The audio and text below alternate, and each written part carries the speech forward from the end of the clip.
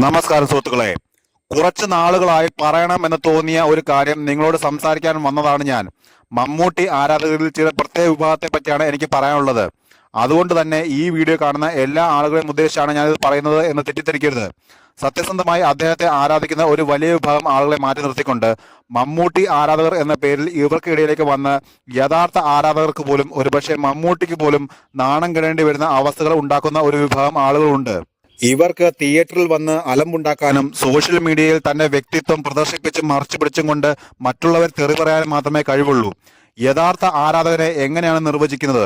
ഒരു നടന്റെ സിനിമ ഇറങ്ങുമ്പോൾ ആ സിനിമയിൽ അദ്ദേഹത്തിനുണ്ടായ പോരായ്മകളെയും മികച്ചു നിൽക്കുന്ന പ്രകടനങ്ങളെയും ഒരേപോലെ ഉൾക്കൊണ്ടുകൊണ്ട് തന്റെ വ്യക്തിപരമായ അഭിപ്രായം സത്യസന്ധമായി തുറന്നു പറയുകയും മറ്റുള്ളവർ തുറന്നു പറയുന്ന അഭിപ്രായം അത് സത്യസന്ധമാണെങ്കിൽ അതിനെ അവരുടെ അഭിപ്രായമായി ഉൾക്കൊള്ളുകയും ചെയ്യുന്ന ഒരു വ്യക്തിയെ മാത്രമേ ആ നടന്റെ യഥാർത്ഥ ആരാധകൻ എന്ന് പറയാൻ സാധിക്കുകയുള്ളൂ. ഒരു യഥാർത്ഥ ആരാധകനെ സംബന്ധിച്ചിടത്തോളം അയാൾ സോഷ്യൽ മീഡിയയിൽ സജീവമാവണം എന്ന് നിർബന്ധമില്ല. ആ നടന്റെ സിനിമയിലെ ബാക്ക്ഗ്രൗണ്ട് സ്കോറും അദ്ദേഹത്തിന്റെ അഭിനയ ശേഷികളും വെച്ചുകൊണ്ട് ഇൻസ്റ്റാഗ്രാമിൽ 10 റീൽസ് ഇടണം എന്നും നിർബന്ധമില്ല. ഇറങ്ങുന്ന സിനിമകൾ അത് നല്ലതോ ചീത്തയോ ആയിക്കൊള്ളട്ടെ, തിയേറ്ററിൽ നിൽക്കുമ്പോൾ തന്നെ പോയി കാണുക. OTTയിൽ വന്ന ശേഷം അത് ടെലിഗ്രാമിൽ ഡൗൺലോഡ് ചെയ്ത് കാണുന്നവരെ ഒരിക്കലും യഥാർത്ഥ ആരാധകൻ എന്ന് പറയാൻ സാധിക്കുകയില്ല. 2024 മെയ് 23 ടർബോ എന്ന സിനിമ റിലീസായി. ആ സിനിമ കണ്ട ശേഷം മനസ്സിലൂടെ പോയ ചിന്തകളും അതിനെപ്പറ്റിയുള്ള അഭിപ്രായങ്ങളും ഞാൻ ഉൾപ്പെടെയുള്ള ആളുകൾ പറയുകയുണ്ടായി. ചിലർക്ക് വളരെ മികച്ച സിനിമയായിരുന്നു ടർബോ, ചിലർക്ക് ആ സിനിമ ഒട്ടും ഇഷ്ടപ്പെട്ടില്ല. ഇത് രണ്ടിനും അവർക്ക് ചൂണ്ടിക്കാണിക്കാൻ അവരുടേതായിട്ടുള്ള കാരണങ്ങളുമുണ്ട്. സത്യസന്ധമല്ലാത്ത മമ്മൂട്ടി ആരാധകർ സിനിമ ഇഷ്ടപ്പെട്ടില്ല എന്ന് പറയുന്ന ആളുകളെ രണ്ട് രീതിയിലാണ് ചാപ്പ കുത്തുന്നത്. ഒന്നെങ്കിൽ അയാൾ ഒരു മോഹൻലാൽ ആരാധകനായിട്ടുള്ള മമ്മൂട്ടി ഹേറ്ററാണ്, അല്ലെങ്കിൽ അയാൾ ഒരു സംഘിയാണ്. തന്റെ വ്യക്തിപരമായ അഭിപ്രായം വളരെ മാന്യമായി പറഞ്ഞു പോകുന്ന ആളുകളെ അയാൾ ഒരു മോഹൻലാൽ ആരാധകനാണ് അതുകൊണ്ടാണ് മമ്മൂട്ടി സിനിമയ്ക്ക് നെഗറ്റീവ് പറയുന്നതെന്നോ, അല്ലെങ്കിൽ അയാൾ ഒരു സംഖ്യയാണ് അതുകൊണ്ടാണ് ഈ സിനിമയ്ക്ക് നെഗറ്റീവ് പറയുന്നതെന്നോ ആണ് വിലയിരുത്തുന്നത്. ഇത് ഒരിക്കലും സ്വീകാര്യമായ വാദമല്ല. ഇങ്ങനെയുള്ള ആളുകൾ മമ്മൂട്ടിയുടെ സിനിമ ഇറങ്ങുമ്പോൾ ആ സിനിമ തിയേറ്ററിൽ പോയി പൈസ കൊടുത്ത് എത്ര പേർ കാണുന്നുണ്ട്? ഉദാഹരണത്തിന് കാതൽ, നൻപകൽ നേരത്തെ മയക്കം പോലെയുള്ള സിനിമകൾ എത്ര മമ്മൂട്ടി ആരാധകർ തിയേറ്ററിൽ പോയി കണ്ടിട്ടുണ്ട്? അദ്ദേഹം എല്ലാത്തരം കഥാപാത്രങ്ങളെയും ഉൾക്കൊണ്ടുകൊണ്ട് സിനിമകൾ ചെയ്യുന്നു എന്നത് സിനിമ എന്ന കലയോട് കാണിക്കുന്ന മാന്യതയാണ്. അദ്ദേഹത്തിന്റെ ചിന്താഗതിയോട് ചേർന്ന് നിൽക്കാൻ അദ്ദേഹത്തിന്റെ ആരാധകർ എന്ന് പറയുന്ന നിങ്ങളെ കൊണ്ട് സാധിക്കുന്നില്ല എന്നുള്ളത് സത്യസന്ധമായ കാര്യമല്ലേ? എല്ലാത്തരം സിനിമയെയും കഥാപാത്രത്തെയും ഉൾക്കൊണ്ടുകൊണ്ട് സിനിമയെ സിനിമയായി കാണാൻ നിങ്ങൾക്ക് സാധിക്കാത്തത് കൊണ്ടല്ലേ നൻപകൽ നേരത്തെ മയക്കത്തിലും കാതലിനും അത് അറിയിച്ച വിജയം കൈവരിക്കാൻ സാധിക്കായിരുന്നത്?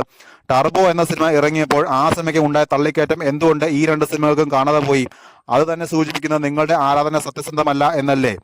നിങ്ങൾ അദ്ദേഹത്തിന്റെ എല്ലാത്തരം സിനിമകളും തിയേറ്ററിൽ പോയി കാണുന്ന ആളുകളല്ല. നിങ്ങൾ സിനിമകൾ കാണുന്നതിന് ചില പ്രത്യേക മാനദണ്ഡങ്ങളും നിങ്ങളുടേതായിട്ടുള്ള അജണ്ടകളും വെച്ചു പുലർത്തുന്ന ആളുകളാണ്. അങ്ങനെയുള്ള ആരാധന സത്യസന്ധമല്ല. ഇതിലുപരി ആരാധകർ കണ്ടതുകൊണ്ട് മാത്രം ഒരു സിനിമ വിജയിക്കണമെന്ന് നിർബന്ധമില്ല. സിനിമ കാണാൻ ന്യൂട്രൽ ആയിട്ടുള്ള ഓഡിയൻസ് വരണം, ഫാമിലി ഓഡിയൻസ് വരണം, റിപ്പീറ്റ് ഓഡിയൻസ് വരണം. ഇവരെല്ലാം വരണമെങ്കിൽ സിനിമയ്ക്ക് അതിനുള്ള ക്വാളിറ്റി ഉണ്ടാവണം. അങ്ങനെ ഒന്ന് ഇല്ലാത്ത സിനിമയാണ് നിങ്ങൾ കാണുന്നത് എന്നുണ്ടെങ്കിൽ അതിനെ നിഷ്പക്ഷം വിമർശിക്കാനുള്ള നട്ടൽ ഉണ്ടാവണം. താൻ ആരാധിക്കുന്ന നടനിൽ ഇന്ന പോരായ്മകൾ ഉണ്ട് എന്ന് എടുത്തു പറയാനുള്ള ധൈര്യം കാണിക്കണം. എന്നാൽ മാത്രമേ ആ വ്യക്തിക്ക് ആ നടന്റെ യഥാർത്ഥ ആരാധകനാകാൻ സാധിക്കൂ. ഇതൊന്നും ആർട്ടിഫിഷ്യലി ഉണ്ടാകേണ്ട കാര്യമല്ല, നാച്ചുറലി സംഭവിക്കേണ്ട കാര്യങ്ങളാണ്. ഇങ്ങനെയുള്ള ആളുകൾ മമ്മൂട്ടി ആരാധകർക്കിടയിലുമുണ്ട്, മോഹൻലാൽ ആരാധകർക്കിടയിലുമുണ്ട്. മോഹൻലാൽ ആരാധകരെ സംബന്ധിച്ചിടത്തോളം 2019 ലൂസിഫറിന് ശേഷം 2023 ഇറങ്ങിയ നേരാണ് വിജയിച്ചത്. ഇതല്ലാതെ ഇറങ്ങിയവയെല്ലാം തിയേറ്ററിൽ വൻ പരാജയമായ സിനിമകളാണ്. അതുകൊണ്ടായിരിക്കാം ഒരുപക്ഷെ അവരുടെ ഭാഗത്തുനിന്നും വലിയ പ്രശ്നങ്ങളൊന്നും തന്നെ ഉണ്ടാവുന്നില്ല. ഇങ്ങനെയുള്ള ആരാധകർക്കിടയിൽ മറ്റൊരു വിഭാഗം കൂടിയുണ്ട്. മതം എന്ന പൊട്ടത്തരത്തിന്റെ അടിസ്ഥാനത്തിൽ ആരാധനാകുന്ന ആളുകൾ. സ്വാഭാവികമായിട്ടും ഇവർ ഒരു വ്യക്തിയെ ആരാധിക്കുന്നത് അയാളുടെ സിനിമ കണ്ടിട്ടില്ല, മറിച്ച് അയാളുടെ മതം നോക്കിയിട്ടാണ്. 2024 ആയിട്ടും ബോധോദയം ഉണ്ടാകാത്ത ആളുകളാണ് ഇവരൊക്കെ. അതുകൊണ്ടാണല്ലോ ഇപ്പോഴും മതത്തെ കെട്ടിപ്പിടിച്ചുകൊണ്ടിരിക്കുന്നത്.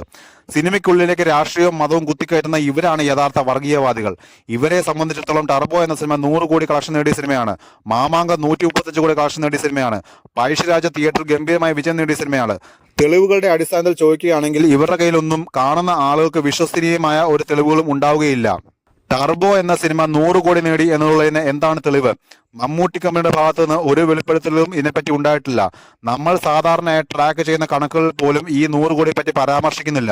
പിന്നെ എന്തിന്റെ അടിസ്ഥാനത്തിലാണ് ഈ സിനിമ 100 കോടി നേടിയെന്ന് പറയുന്നത്? ഈ സിനിമയ്ക്ക് തിയേറ്ററിൽ നിന്ന് ലാഭം കിട്ടിയിട്ടില്ല എന്നുള്ളത് നിങ്ങൾ എത്ര പേർക്ക് അറിയാം? ഇപ്പോൾ ഞാനിത് പറയുമ്പോൾ ഞാനാണോ ഈ സിനിമയ്ക്ക് പണം മുടക്കിയത് എന്ന് ചോദിച്ചുകൊണ്ട് കുറെ വിവരമില്ലാത്തവർ കമന്റ് ബോക്സിൽ വരും. നമ്മൾ ജീവിക്കുന്ന 2024 ചില കാര്യങ്ങൾ മനസ്സിലാക്കാൻ നമുക്ക് ആ സിനിമയിൽ പ്രവർത്തിക്കണം എന്ന് നിർബന്ധമില്ല. ഇവിടെ നിലനിൽക്കുന്ന നിയമത്തിന്റെ അടിസ്ഥാനത്തിൽ അതിനെ വിലയിരുത്താവുന്നതേ ഉള്ളൂ. ഈ സിനിമയുടെ ബഡ്ജറ്റ് മമ്മൂട്ടി കമ്പനി പുറത്തുവിട്ടിട്ടില്ല. 70 കോടിയാണെന്നും 40 കോടിയാണെന്നും ചിലർ പറയുന്നത് കേൾക്കുന്നുണ്ട്. ഉദാഹരണത്തിന് സിനിമയുടെ ബഡ്ജറ്റ് 30 കോടിയാണെന്നിരിക്കട്ടെ. ആ സിനിമയ്ക്ക് തിയേറ്ററിൽ നിന്ന് മാത്രം 90 കോടിക്ക് മുകളിൽ കളക്ഷൻ വന്നാലേ മുതൽ മുടക്കായിട്ടുള്ള 30 കോടി തിരിച്ചു കിട്ടുകയുള്ളൂ. സിനിമയ്ക്ക് കിട്ടുന്ന മൊത്തം കളക്ഷന് ഗ്രോസ് കളക്ഷൻ എന്നാണ് പറയുന്നത്. അതിൽ നിന്ന് ഗവൺമെന്റിന് കിട്ടാനുള്ള 25% ടാക്സ് മാറിയാൽ ബാക്കിയുള്ള കളക്ഷൻ നെറ്റ് കളക്ഷൻ എന്നാണ് പറയുന്നത്. ഈ നെറ്റ് കളക്ഷൻ രണ്ടായിട്ട് വീതിച്ചാണ് തിയേറ്ററുകാർക്കുള്ള ലാഭവും പ്രൊഡ്യൂസേഴ്സിനുള്ള ഷെയറുമായിട്ട് മാറുന്നത്. ഓർക്കുക, അവിടെ തിയേറ്ററുകാർക്കാണ് മുൻഗണന. ഈ ഫോർമുല വെച്ച് നോക്കുമ്പോൾ എങ്ങനെയാണ് ടർബോ എന്ന സിനിമ തിയേറ്ററിൽ നിന്ന് ലാഭം നേടുന്നത്? ഇതേ രീതിയിൽ നിങ്ങൾക്ക് മാമാങ്കത്തിന്റെയും പഴശ്ശിരാജയുടെയും കണക്കുകൾ നോക്കാവുന്നതേ ഉള്ളൂ. സിനിമ ഇറങ്ങിയ സമയത്ത് ചെയ്ത കളക്ഷൻ വീഡിയോയിൽ ഞാനൊരു കാര്യം പറഞ്ഞിരുന്നു. ഈ സിനിമ 100 കോടി എത്തുമോ എന്നുള്ളത് കണ്ടു തന്നെ അറിയണമെന്ന്. അങ്ങനെ പറഞ്ഞതിന്റെ അടിസ്ഥാനം സിനിമയുടെ മന്ദഗതിയിലുള്ള പോക്ക് തന്നെയായിരുന്നു. ആദ്യത്തെ ഒരാഴ്ചയ്ക്ക് ശേഷം സിനിമയുടെ കളക്ഷനിൽ വലിയ രീതിയിലുള്ള ഇടിവ് നമ്മൾ കണ്ടതാണ്. എന്നിരുന്നാലും സിനിമ ലോകമെമ്പാടുമായി 70 കോടിക്ക് മുകളിൽ കളക്ഷൻ നേടിയിട്ടുണ്ട്. അത് ഈ സിനിമയ്ക്ക് കിട്ടിയ ഇത്രയും വലിയ പബ്ലിസിറ്റി കൊണ്ടാണ്, അല്ലാതെ സിനിമയുടെ ക്വാളിറ്റി അത്ര മെച്ചപ്പെട്ടത് കൊണ്ടല്ല. ഇത് ഉൾക്കൊള്ളാൻ കഴിയാത്ത നിങ്ങൾ എങ്ങനെയാണ് ഒരു യഥാർത്ഥ ആരാധകനാവുന്നത്? ഈ സിനിമ 100 കോടി നേടുകയാണ് എന്നുണ്ടെങ്കിൽ അത് ടോട്ടൽ ബിസിനസ്സിലൂടെ മാത്രമേ 100 കോടി നേടുകയുള്ളൂ. അങ്ങനെ നേടുകയാണെങ്കിൽ മമ്മൂട്ടിയുടെ ഭാഗത്തു നിന്ന് ആ രീതിയിൽ 100 കോടി നേടുന്ന ആദ്യത്തെ സിനിമയിലെ ടർബോ എന്നുള്ളതും ഓർക്കുക. അല്ലാതെ ഇനി വിരലിൽ എണ്ണാവുന്ന തിയേറ്ററിൽ മാത്രം നിലനിൽക്കുന്ന ഈ സിനിമ അവിടുത്തെ കളക്ഷനിലൂടെ ഇനിയുള്ള ദിവസങ്ങളിൽ 100 കോടി നേടാൻ പോകുന്നില്ല. മമ്മൂട്ടിയുടെ ഇത്രയും വലിയ കരിയറിൽ അദ്ദേഹത്തിന്റെ ഒരു സിനിമയ്ക്ക് പോലും തിയേറ്റർ കളക്ഷനിലൂടെ മാത്രം 100 കോടി നേടാൻ സാധിച്ചിട്ടില്ല എന്നുള്ളത് സത്യസന്ധമായ കാര്യമാണ്. അത് സത്യസന്ധരായിട്ടുള്ള മമ്മൂട്ടി ആരാധകർക്ക് അറിയാം. ഇത് ഞാൻ പറയുമ്പോൾ ഈ വീഡിയോയുടെ കമന്റ് ബോക്സിൽ വരാൻ പോകുന്ന മതപരമായിട്ടുള്ള കമന്റുകളും തെറിവുകളും എനിക്ക് ഊഹിക്കാവുന്നതേ ഉള്ളൂ. അത് അത്തരത്തിലുള്ള ആളുകളുടെ വിവരമില്ലായ്മയായും അവരുടെ സംസ്കാരമായിട്ടും ഞാൻ കരുതിക്കൊള്ളാം. ഓർക്കുക, ഇത് ഞാൻ പറയുന്നത് എല്ലാ മമ്മൂട്ടി ആരാധകരെയുമല്ല, വിഡ്ഢികളായിട്ടുള്ള ആളുകളെ മാത്രമാണ്.